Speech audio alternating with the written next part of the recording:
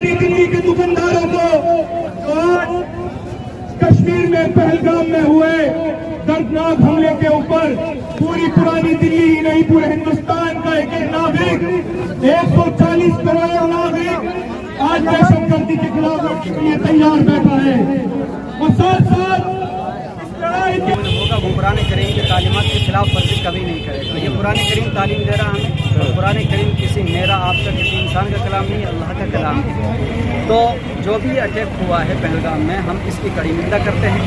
और जो जिन लोगों पर अटैक हुआ है, जिन्होंने दहशतगर्दों का सीना चौड़ा कर उन घोड़ों वालों का, उन तमाम कश्मीर के भाइयों का कि जिन्होंने आतंकवादों को मुंह तोड़ जवाब देने का काम करा और हर किसी की जान बचाने का काम करा, उनके लिए भी हम लोग आज जामा मस्जिद इलाके से आज हम तमाम लोगों एक उस परिवार 26 परिवार के साथ है जिन परिवारों की नाजायज जान गई। मजहब इस्लाम के अंदर, कुरान पाक के अंदर साफ तौर पे कहा गया है किसी नाजायज को मारना पूरी इंसानियत के कत्ल के बराबर है।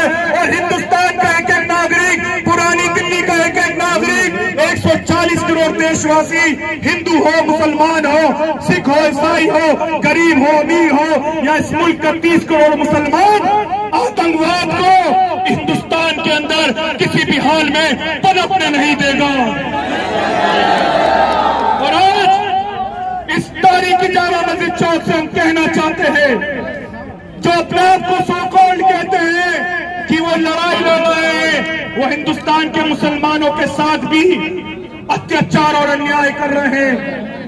ये आपस में इंतशार पैदा कराना चाहते हैं, भाई को भाई से लड़वाना चाहते हैं। इस मुल्क में आज से 75 साल पहले हिंदू और मुसलमान ने इस मुल्क की आजादी के लिए लड़ाई लड़ी थी, मगर आज इस चौक से कहा जाता है अब ये लड़ाई हिंदू और मुसलमान, सिख और ईसाई आतंकवाद के खिलाफ सीना चौड़ा करके इस लड़ाई को लड़ेगा। तो ये लड़ाई अब देश की सरकार के साथ साथ ये लड़ाई हिंदुस्तान के एक एक नागरिक की लड़ाई है। टेररिस्टों के खिलाफ, आतंकवादियों के खिलाफ, दहशतगर्दों के खिलाफ, जिन्होंने इस मुल्क का अमन, इस मुल्क का भाईचारा, इस मुल्क का रोजगार, इस मुल्क की शांति को छीनने का काम करा है। कश्मीर के अंदर किस तरीके से फिर से खुशहालियां आई थी, किस तरीके से कश्मीरियों के कारोबार उठे थे, फिर से रौनक आई थी, पूरी दुनिया कश्मीर की रौनकें देखने जा रही थी।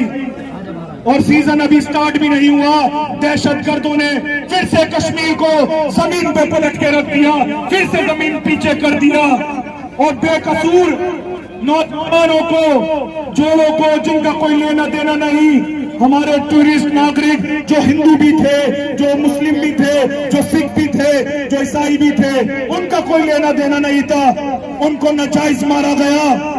अगर हिम्मत थी तो हिंदुस्तान की आर्मी से लड़के दिखाते तो पता चलता कि आर्मी तुम्हारे को छठी का पिया याद दिला देती है।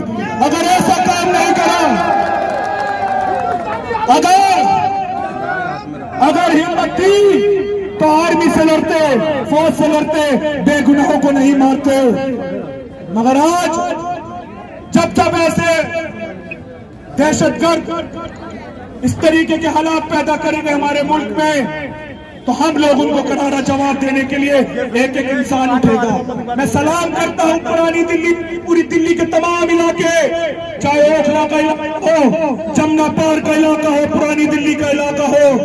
आज उन 26 परिवार के 140 करोड़ हिंदुस्तानी हैं, एक एक इंसान है, अपने कारोबार, अपनी दुकानें बंद कर दी जुम्मे के दिन कि कोई कारोबार नहीं होगा।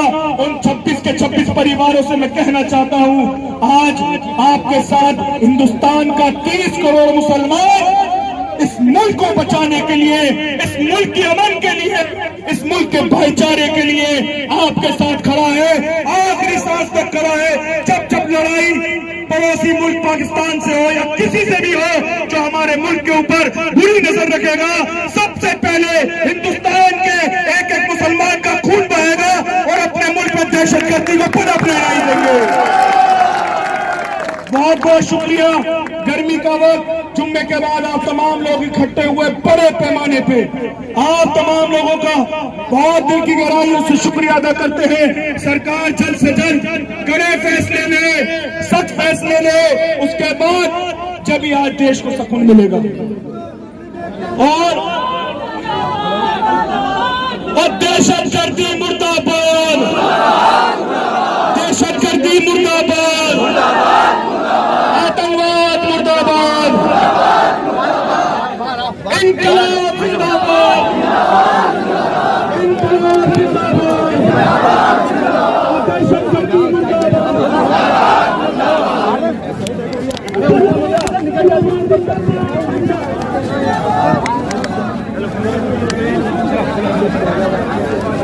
वीडियो तो बना रहा हूँ, आराम से निकलो, आराम से।